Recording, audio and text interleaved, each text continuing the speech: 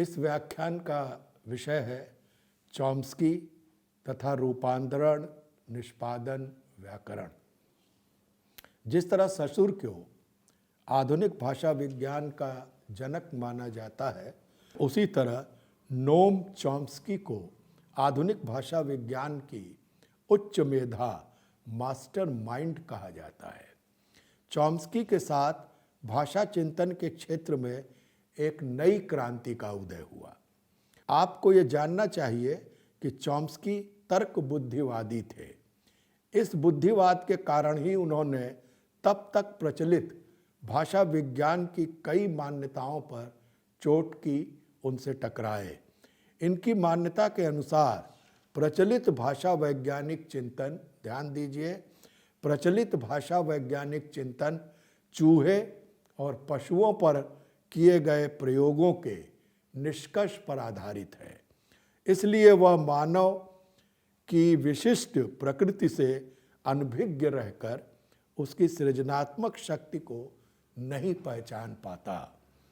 वास्तव में Noam Chomsky ने मानव मन की इसी शक्ति को पहचानते हुए भाषा के सिद्धांत दिए। अतः उन्होंने भाषा और उसके अध्ययन को संज्ञानवाद से जोड़ा, कॉग्निटिज्म से जोड़ा। संज्ञानवाद मनुष्य की ज्ञानार्जन की प्रकृति को सबसे विशिष्ट मानता है, सबसे महत्वपूर्ण मानता है। चॉम्स्की ने यह प्रतिपादित किया कि मानव होने के नाते मनुष्य भाषिक अर्जन युक्ति, लैंग्वेज एक्विजिशन डिवाइस लेकर पैदा होता है। अर्थात मनुष्य जो कुछ सीखता है वह सहजात, इन्नेट होता है। सहजात भाषिक अर्जन युक्ति से छन कर ही सार्वभौम व्याकरण या यूनिवर्सल ग्रामर जन्म लेता है। चॉम्स्की के ये विचार बहुत ही गहन, गंभीर और विश्लेषणीय माने गए हैं और चॉम्स्की ने ऐसा करके दिखाया भी। इस प्रकार चॉम्स्की ने रचनांतरण, ट्रांसफॉर्मेशनल सिद्धांत और सार्वभौमिक व्याकरण की संकल्पना हमारे सामने रखी। अतः यह कहा जा सकता है कि चॉम्स्की के इस भाषा चिंतन ने भाषा विज्ञान के क्षेत्र को एक नया दृष्टिकोण प्रदान किया। इस दृष्टि का विकास सन 1970 के परवर्ती चरण में हुआ। जैसा कि अभी बताया गया कि यह दृष्टि भाषा को मानव मस्तिष्क की संज्ञानात्मक क्रिया के रूप में देखती है। यह ध्यान दीजिए कि प्रत्यक्षीकरण, स्मरण, संवेग, तर्क क्षमता जैसे विषय मानव मस्तिष्क से ही जुड़े हुए हैं। हमारा मस्तिष्क एक बहुत ही सशक्त मशीन है, या आप कह सकते हैं कि कंप्यूटर है। चॉम्स्की ने इस बात को समझा और उन्होंने मानव मस्तिष्क की क्षमता के संदर्भ में भाषा की बात उठाई। चॉम्स्की की दृष्टि सस्यूर की दृष्टि से अलग ही नहीं, उसके विरोध में भी खड़ी है। चॉम्स्की ने भाषा व्यवहार को स्वीकार नहीं किया।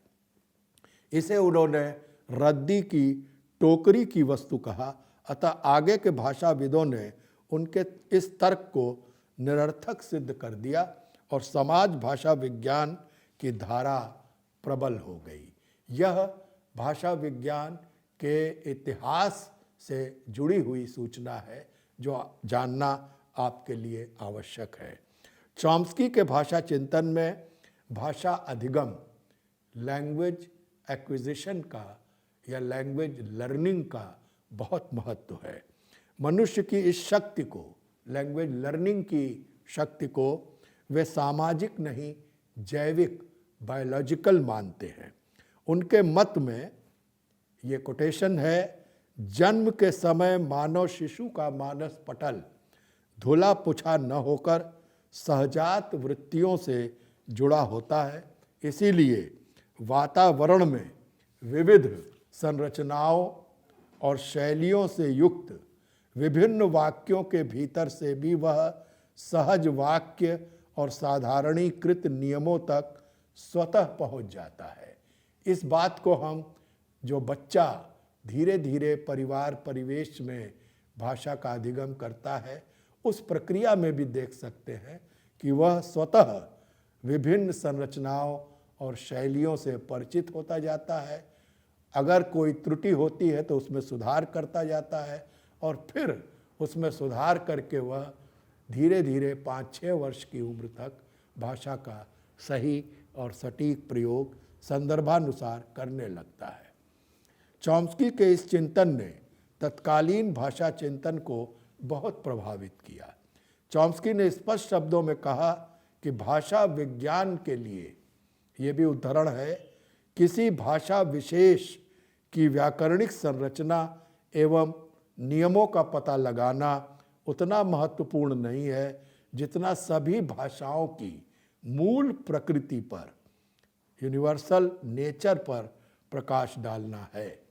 उनके अनुसार भाषा अपनी आंतरिक प्रकृति में मानव मन का दर्पण है, अर्थात सभी भाषाएं अपने प्रयोक्ता के मन मस्तिष्क पर अधिकार रखती हैं और जन्म के साथ ही बच्चा अपनी मातृभाषा के साथ जुड़ाव महसूस करने लगता है।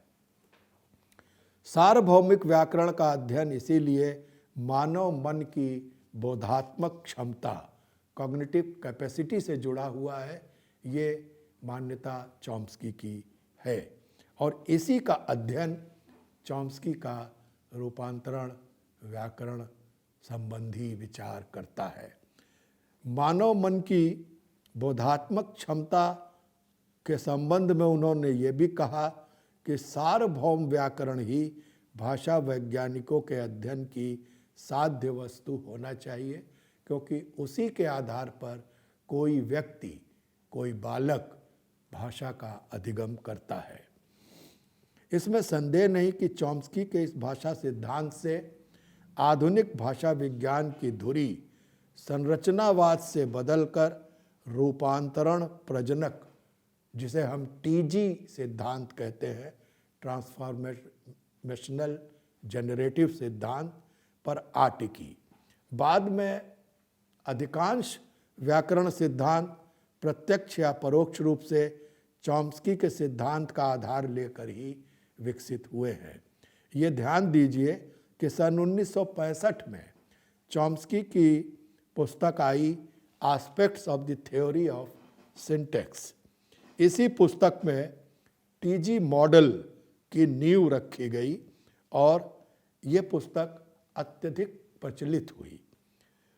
7वें दशक तक रूपांतरण प्रजनक सिद्धांत सबसे प्रभावी रहा। इस पुस्तक में उन्होंने रूपांतरण प्रजनक नियम के 4 घटक निर्धारित किए। इन चारों घटकों को आप ध्यान से देखें। आधार घटक, रूपांतरण घटक, ध्वन्यात्मक घटक और इसके साथ ही अर्थीय घटक। चॉम्स्की ने यह भी सिद्ध किया कि आधार घटक की व्यवस्था में ही रूपांतरण और अर्थीय घटक निहित होते हैं तथा इसी आधार पर वाक्य की गहन रचना, डीप स्ट्रक्चर संरचित होती है। इस बात को थोड़ा सा और खोलकर यहाँ देखने की ज़रूरत है। आधार घटक भाषा का मूलभूत व्याकरण होता है। रूपांतरण घटक वे घटक हैं जो भाषा की संरचना में समय समय पर परिवर्तन ले आते हैं, जिनकी चर्चा हमने रूप परिवर्तन या लिंग परिवर्तन या वचन परिवर्तन के संबंध में कहे। तो उपसर्ग प्रत्यय लिंग वचन बदलने के जो नियम हैं वो सब रूपांतरण घटक हैं। तीसरा ध्वन्यात्मक घटक जो ध्वनियों से संबंधित हैं, जिनसे मिलकर शब्द बनते हैं। और फिर अर्थीय घटक जिनकी विस्तृत चर्चा हम कर चुके हैं, उनके प्रकारों की भी हमने आपसे चर्चा की है। इस प्रकार हम देखते हैं कि आधुनिक भाषा विज्ञान के क्षेत्र में चॉम्स्की का स्थान अनूठा है। भाषा विज्ञान के इतिहास में वे सबसे ठोस और उतने ही विवादास्पद भाषाविद के रूप में प्रसिद्ध और विख्यात हैं। उनकी पहली किताब सिंटैक्टिक स्ट्रक्चर सन 1957 में आई। इस पुस्तक में चॉम्स्की ने व्याकरण के 3 प्रकार के नियम प्रस्तावित किए हैं। पदबंध रचना नियम, फ्रेज स्ट्रक्चर रूल्स, रूपांतरण नियम, ट्रांसफॉर्मेशनल रूल्स और रूप स्वनिमिक नियम, मॉर्फोफोनेमिक रूल्स। इन तीनों के विषय में आपकी इकाई में सौदाहरण चर्चा की गई है। आपके लिए यहाँ ये जानना आवश्यक है कि चॉम्स्की ने अपनी सिंटैक्टिक स्ट्रक्चर पुस्तक में जिन 3 नियमों की प्रस्तावना की थी, उनके अंतर्गत शब्द, पदबंध और वाक्य रचना सिमट जाती है।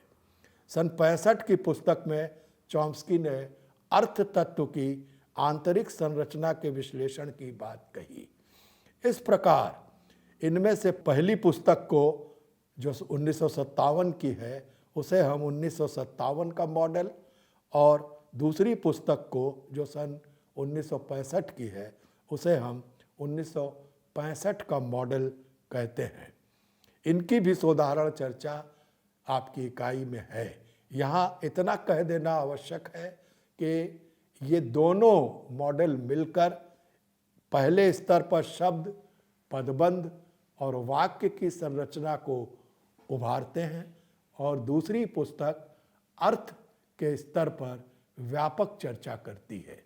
और ये दोनों पुस्तकें मिलकर संरचनात्मक भाषा विज्ञान का एक संपूर्ण रूप हमारे सामने रखती हैं। इसीलिए चॉम्स्की, यदि संरचना के किसी भी स्तर पर हम बात करना चाहते हैं, तो हमारे लिए बहुत अनिवार्य व्यक्ति बन जाते हैं। चॉम्स्की के सिद्धांतों का विरोध भी हुआ। जैसा आपको बताया गया कि उनका ध्यान भाषा व्यवहार पर नहीं था, इसलिए उनके विरुद्ध भी कई विचार आए और क्रमशः समाज भाषा विज्ञान का उदय हुआ। जो भाषाविद भाषा अध्ययन के आधुनिक विचारों में रुचि रखते हैं, वे चॉम्स्की के सिद्धांतों से टकराए बिना आगे नहीं बढ़ सकते। भाषा क्या है और भाषा की प्रकृति कैसी है, इन प्रश्नों पर इतनी गंभीर चर्चा चॉम्स्की के पहले नहीं हुई थी। भाषा क्या है प्रश्न बहुत ही महत्वपूर्ण है, इसलिए कि भाषा मानव के मस्तिष्क की उपज है और मनुष्य के पूरे जीवन में भाषा का अपना महत्व होता है।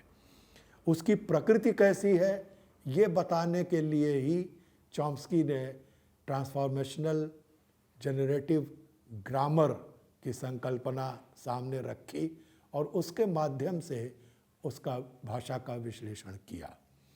उन्होंने भाषा की आंतरिक और गहन संरचना को वैज्ञानिक धरातल पर समझाने का यत्न किया। इसके पहले गहन और आंतरिक स्तर पर भाषा को देखने का यत्न नहीं किया गया था। इतना ही नहीं, उन्होंने भाषा चिंतन को और भाषा संरचना के विश्लेषण को वैज्ञानिक और दार्शनिक आधार भी दिया, जिसमें ये कहा गया कि चॉम्स्की का चिंतन दार्शनिक, जैविक और मनोवैज्ञानिक तीनों धरातलों से संबद्ध है और इसीलिए चॉम्स्की के चिंतन को language philosophy, biological language analysis तथा साइको लिंग्विस्टिक्स तीनों को चॉम्स्की के चिंतन का आगे चलकर लाभ मिला, जिस पर हम आगे के व्याख्यानों में आपसे बात करेंगे।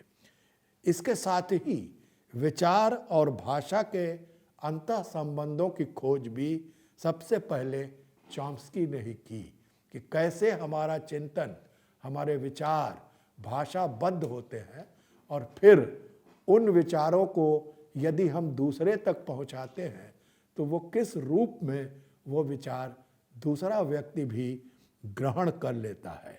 इस संबंध में चॉम्स्की की कुछ मूलभूत धारणाएं हैं जिनको हम यहाँ आपके सामने रखने जा रहे हैं, इन्हें हम चॉम्स्की के भाषा चिंतन की खासियतें या विशेषताएं भी कह सकते हैं।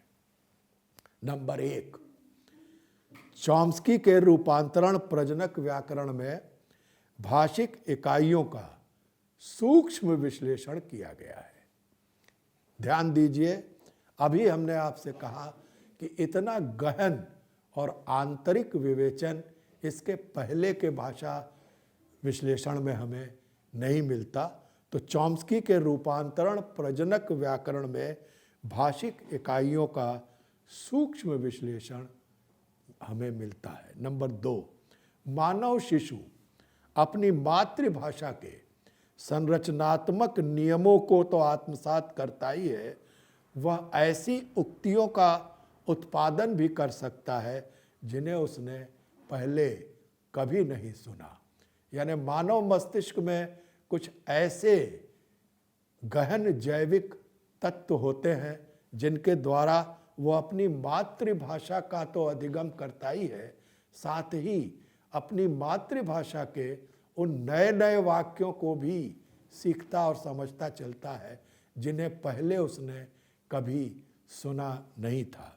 नंबर 3, व्याकरण नियमों का रूप सभी भाषाओं में समान होता है। ये बड़ा ही क्रांतिकारी सूत्र है कि नियम जो होते हैं भाषा के, वो सभी भाषाओं में विश्व की लगभग समान होते हैं, क्योंकि मानव मस्तिष्क की संरचना समान होती है, उसकी जैविक विशेषताएं समान होती हैं। नंबर 4, भाषा के आंतरिक नियम इतने विशिष्ट होते हैं कि उन्हें जैविक मानने में संकोच नहीं करना चाहिए। यहाँ चॉम्स्की ये कह रहे हैं कि भाषा कोई सामान्य संरचना नहीं होती, उसका हर नियम, हर व्यवस्था विशिष्ट होती है।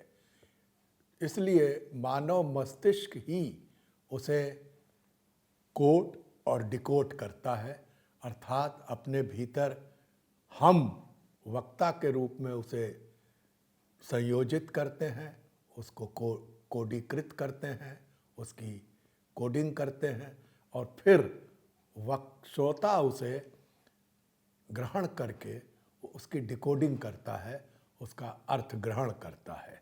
यह सारी प्रक्रिया क्योंकि बायोलॉजिकल है, जैविक है, इसीलिए यहाँ चॉम्स्की ये कह रहे हैं कि उसे जैविक मानने में हमें संकोच नहीं करना चाहिए। नंबर 5, रूपांतरण व्याकरण सिद्धांत को चॉम्स्की ने सर्वोत्तम सिद्धांत कहा है। उनके अनुसार इसी के आधार पर भाषा की व्यवस्थापरक संरचना का विवरण दिया जा सकता है। यूनिवर्सल ग्रामर की संकल्पना को चॉम्स्की ने बहुत महत्व इसीलिए दिया कि इसके आधार पर भाषा का जो सिस्टम है, जो उसकी सिस्टमेटिक व्यवस्था है, संरचना है, उसका विवरण हम दे सकते हैं और इसीलिए विश्व की किसी भी भाषा का इस नियम के अनुसार विवरण दिया जा सकता है और दिया भी गया, दिया भी जा रहा है, क्योंकि जो यूनिवर्सल रूल्स हैं संज्ञा के, सर्वनाम के, वाक्य रचना के, उनमें कर्ता कर्म क्रिया का ही आप देखते हैं योगदान होता है, चाहे उनकी व्यवस्था में थोड़ा बहुत परिवर्तन हो, लेकिन नियम सार्वभौमिक होते हैं। नंबर 6, इस विवरण के आधार पर सार्वभौम व्याकरण सिद्धांत का खाका तैयार किया जा सकता है और यूनिवर्सल ग्रामर का ऐसा खाका चॉम्स्की ने तैयार भी किया, जो काफ़ी लोकप्रिय हुआ और उसके आधार पर हमने विश्व की कई भाषाओं के विवरण देखे, प्राप्त किए और भाषाविदों ने उसका उपयोग किया। चॉम्स्की का महत्व इस बात में भी है कि उन्होंने सिद्धांतों का जो संसार रचा, जो उन्होंने सिद्धांत दिए उनका उपयोग बहुत हुआ। वे सिद्धांत उपयोग की दृष्टि से बहुत व्यापक कहे जा सकते हैं। बहुत कम ऐसे भाषा सिद्धांत हैं जो इतने उपयोगी सिद्ध हुए हों और जिनका प्रयोग हमने विभिन्न क्षेत्रों में काम करते हुए किया हो। ये विभिन्न क्षेत्र बहुत ही सफलता के साथ चॉम्स्की के सिद्धांतों का उपयोग करते हैं और करते हुए अपने लक्ष्य तक पहुंचते हैं। इनमें प्रमुख है भाषा शिक्षण। भाषा शिक्षण के क्षेत्र में चॉम्स्की के सिद्धांत ने, चाहे वो मनोविश्लेषण से संबंधित हो, चाहे वो सार्वभौमिक व्याकरण से संबंधित हो, चाहे वो रचनात्मक प्रजनक व्याकरण से संबंधित हो, इन सब का उपयोग भाषा शिक्षण के क्षेत्र में आज पूरी दुनिया में किया जाता है। चाहे वो प्रथम भाषा शिक्षण हो, चाहे मातृभाषा शिक्षण हो या अन्य भाषा शिक्षण हो। इसी प्रकार भाषा अधिगम या लैंग्वेज लर्निंग के क्षेत्र में भी चॉम्स्की का सिद्धांत बहुत काम करता है कि एक मानव शिशु भाषा कैसे सीखता है, किस प्रक्रिया से सीखता है, उस सीखने की प्रक्रिया में मानव शिशु का मस्तिष्क किस प्रकार काम करता है। इसके साथ ही मनोभाषा विज्ञान और वाक चिकित्सा में भी चॉम्स्की का भाषा सिद्धांत बहुत उपयोगी सिद्ध हुआ है। हम जानते हैं कि मानव मस्तिष्क एक ऐसा यंत्र है जो भाषा की सारी प्रक्रियाओं को संपन्न करता है। ये प्रक्रिया कैसे होती है, ये मनोभाषा विज्ञान का विषय क्षेत्र है। चॉम्स्की के सिद्धांतों ने मनोभाषा विज्ञान को भी बहुत कुछ दिया है। इसी प्रकार वाक चिकित्सा, जो कि वाक विकारों के कारण की जाती है, हमारे भीतर या कई भाषा प्रयोक्ताओं के भीतर कुछ ऐसे विकार आ जाते हैं जिनके कारण उन्हें वाक चिकित्सा की आवश्यकता होती है, जैसे तुतलाना, हकलाना, रुक रुक कर बोलना इत्यादि। इनके लिए जो वाक चिकित्सक काम करते हैं उनके लिए भी चॉम्स्की के जो भाषिक सिद्धांत हैं वो बहुत उपयोगी सिद्ध हुए हैं। इन क्षेत्रों में चॉम्स्की के भाषा सिद्धांत ने केवल सहायता ही नहीं पहुंचाई, बल्कि पूरे अध्ययन क्षेत्र को बहुत परिवर्तित किया, विस्तृत किया। जॉन लॉयंस, जो बहुत बड़े भाषाविद हैं, 1971 में उन्होंने एक बहुत महत्वपूर्ण बात कही है और इसे आपको ध्यान में रखना चाहिए। मैं कोट कर रहा हूँ कि चॉम्स्की का रूपांतरण प्रजनक व्याकरण सिद्धांत चमत्कार है, पर उन्होंने भाषा विश्लेषण की प्रक्रिया को अत्यंत औपचारिक भाषा तक सीमित कर दिया। अतः उनके सिद्धांत को आज नहीं तो कल चुनौती मिलेगी ही। लॉयंस ने ये बात इसलिए कही कि चॉम्स्की के सारे सिद्धांत जो बहुत औपचारिक या मानक या स्टैंडर्ड भाषा है, उसी को आधारित करके निर्मित किए गए थे। इसलिए लॉयंस ने ये देख लिया था कि ऐसे सिद्धांतों का विरोध भी होगा और उसे चुनौती भी मिलेगी। जैसा हमने पहले भी कहा कि ये चुनौती चॉम्स्की को मिली और धीरे धीरे जो भाषा व्यवहार से संबद्ध लोग थे, भाषा वैज्ञानिक थे, उन्होंने चॉम्स्की की इस सीमा पर दृष्टिपात किया और एक बहुत व्यापक भाषा अध्ययन का क्षेत्र संरचनात्मक धरातल पर उभरा, जिसे हम आज समाज भाषा विज्ञान के नाम से अथवा संप्रेषण परक भाषा अध्ययन के नाम से जानते हैं। धन्यवाद।